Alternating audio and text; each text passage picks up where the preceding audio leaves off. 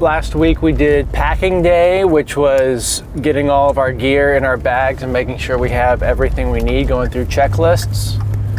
Today is tech day, where we're going to be taking our bags out on a little trail in the neighborhood and just running all of our camera equipment, sound equipment, making sure we understand what it's going to take to get stuff out of the packs, set things up, record things, fly things, and then we'll bring it all back in the computer and just make sure that everything looks good, everything has a good quality. We can match all the different types of cameras that we're using.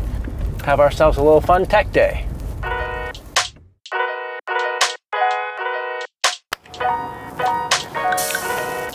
Right now I've got the GoPro Black 11 on the Trek poles, and here you can see we've got Kevin. He's working on getting together the Garmin. We put together just a little bit of a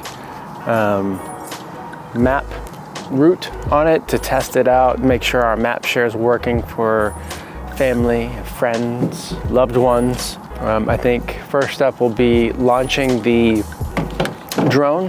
One of the big things is going to be stopping and unloading and setting up the drone. I've packed all of my drone stuff in this red bag, and we're just gonna kind of see what the process it's gonna take to get this thing up and running and ready to go. I can already tell I'm probably gonna need to figure out a way to get a strap on this remote so that I can attach it or carry it with me and not having to necessarily pack it away while we have the drone in the air. First things first, before we ever set the drone up to fly, we're going to need to look at the ND filter that's on the front of the lens to determine, what ND filter we need due to what sunlight we have. Right now I can see that it's a little too bright for us. So I'm gonna switch our ND filter up. So cloud coverage, wooded areas, shady spots, bright sun, that's all gonna determine what we need as far as our ND filters.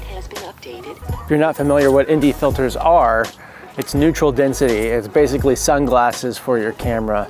So on the Mavic, you can see right here on the front, you have this piece that just swivels off, and that's your ND filter. I currently have a 64 on there, and I'm gonna go ahead and throw, just hold the 256 on it and see if that will cover us. And I don't have to click it on. All I have to do is just hold it up and put it in place. And that's pretty nice. It's almost a little too much. So I'm gonna see if I've got an ND filter that goes just a little bit down from 256, and I have a 128. So I'm gonna check the 128 out real quick. And that's pretty nice, so I'm gonna go with that. Now that I have the ND filter in place, I'm ready to go ahead and get this baby launched.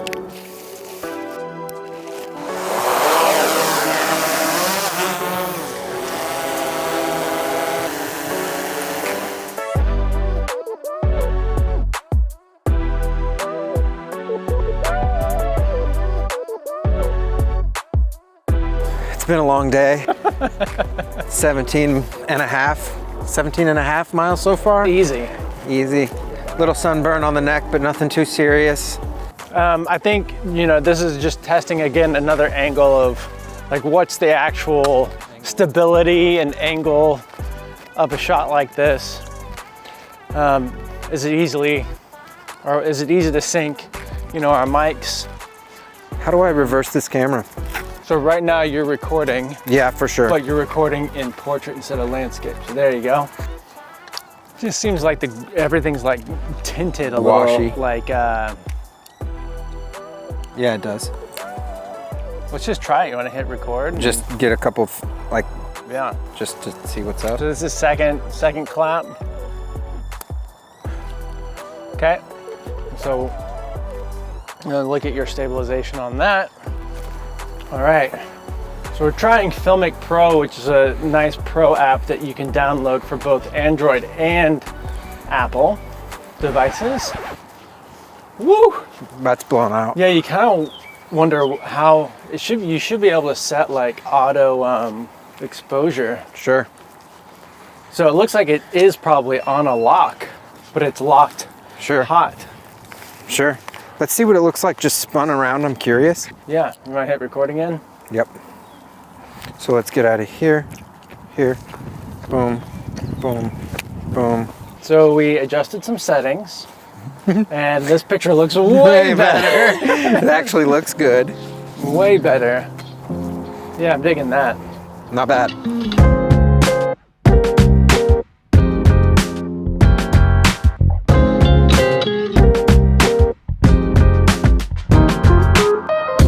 The MapShare is doing a good job. We're on like a 10-minute interval. The plan right now is while we're on the trip is to just let the Garmin run the whole time. It's got plenty of battery. We have some backup batteries we can keep it charged with, and that way we have one clean track of the whole trip.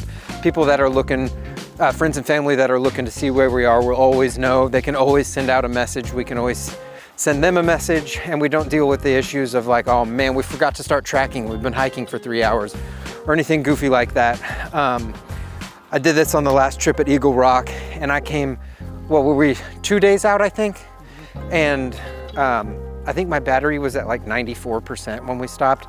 So according to my calculations, we should be good to go on just letting it run. We might not even have to charge it, we'll see. So it's not giving us directions anymore because we've cleared the spot. Active route. This is gonna give us a list of like how many feet until a major turn or to the next plotted point. And you can always look at text directions in conjunction with actually looking at a topographical map of where you are. Also have compass, elevation change, all that kind of good things. So we can really drill in multiple ways. There are features on here that you can run, like if you get far enough off route, it'll beep at you. So you can be like, oh man, why is it, beeping at me? The way that we used it in Eagle Rock, I got really comfortable just looking at the map, the line that I had plotted that we were gonna be walking, which is the trail itself, and then the little arrow that shows where we are. Between those two indicators, we were right on track.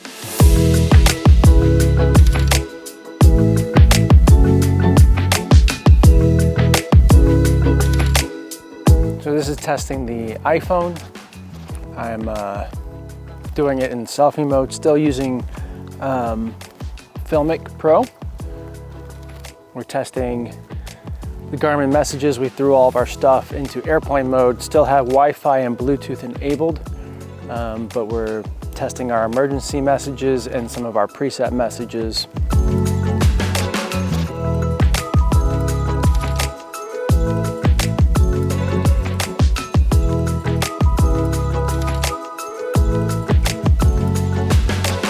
That was, I think, a pretty successful test on the drone. We did run into a little bit of issues when we had it backward follow us.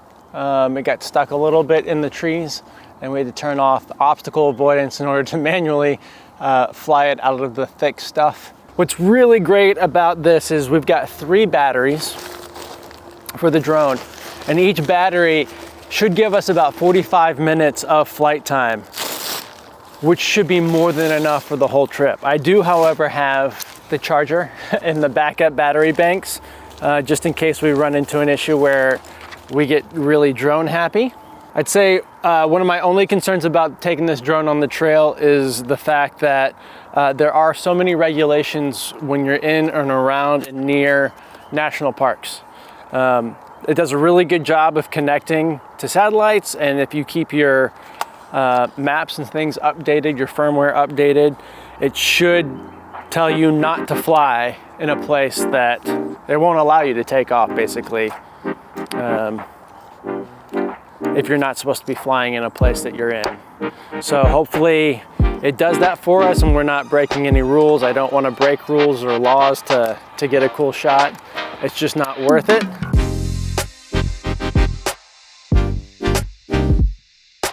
That was a good tech day of testing all the stuff. For sure. Tested the GPS Garmin, tested the drone, tested the GoPro. Both phones using Filmic Pro and just the regular camera app, and our mics, of course. Yep. We definitely worked out some kinks, but I think we're good. Any last thoughts? If you like this video, click all the buttons that you can see on your computer right now. All the buttons. Just click all the buttons. All the buttons. And as always, keep Keep adventuring. adventuring.